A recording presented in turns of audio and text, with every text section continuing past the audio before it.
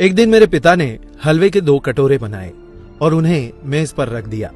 एक के ऊपर 2 बादाम थे, जबकि दूसरे कटोरे में हलवे के ऊपर कुछ नहीं था। फिर उन्होंने मुझे हलवे का कोई एक कटोरा चुनने के लिए कहा, क्योंकि उन दिनों हम गरीबों के घर बादाम आना मुश्किल था। मैंने 2 बादाम वाले कटोरे को चुना।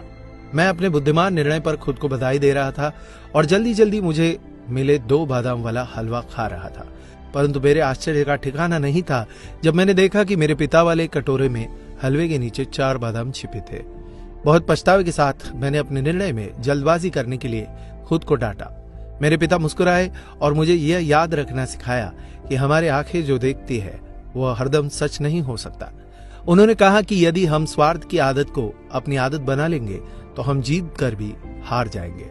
अगले दिन मेरे पिता ने फिर से हलवे के 2 कटोरे पकाए और टेबल पर रखे। एक कटोरे के शीर्ष पर 2 बादाम और दूसरा कटोरा जिसके ऊपर कोई बादाम नहीं था।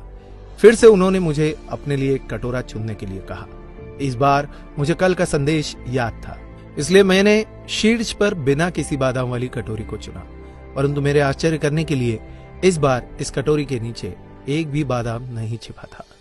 फिर से मेरे पिता ने मुस्कुराते हुए मुझसे कहा, मेरे बच्चे, हमें हमेशा अनुभवों पर भरोसा नहीं करना चाहिए, क्योंकि कभी कभी जीवन हमें धोखा देता है या हम पर चालें खेल सकता है। स्थितियों से कभी कभी ज्यादा परेशान या दुखी न हो, बस अनुभव को एक सबक के रूप में समझो जो किसी भी पाठ्य पुस्तकों से प्राप्त नहीं किया जा सकता। तीसरे दिन मेरे पिता ने फिर से हलवे के 2 कटोरे पकाए।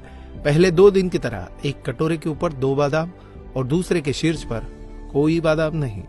मुझे उस कटोरे को चुनने के लिए कहा जो मुझे चाहिए था, लेकिन इस बार मैंने अपने पिता से कहा, पिताजी पहले आप चुने। आप परिवार के मुखिया हैं और आप परिवार में सबसे ज्यादा योगदान देते हैं। आप मेरे लिए जो अच्छा होगा वही चुनेंगे। मेरे पिता मेरे लिए खुश थे।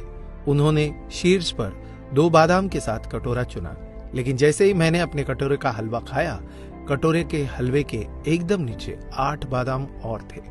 मेरे पिता मुस्कुराए और मेरी आंखों में प्यार से देखते हुए उन्होंने कहा, मेरे बच्चे, तुम याद रखना होगा कि जब तुम भगवान पर सब कुछ छोड़ देते हो तो वे हमेशा तुम्हारे लिए सर्वोत्तम का चयन करेंगे, और जब तुम दूसरों की भलाई के लिए सोचते हो, अच्छी चीजें स्वाभाविक तौर पर तुम्हारे साथ भी हमेशा होती रहेंगी। इसलिए सदैव बड़ों का सम्मान करते हुए उन्हें पहला मौका व स्थान दे।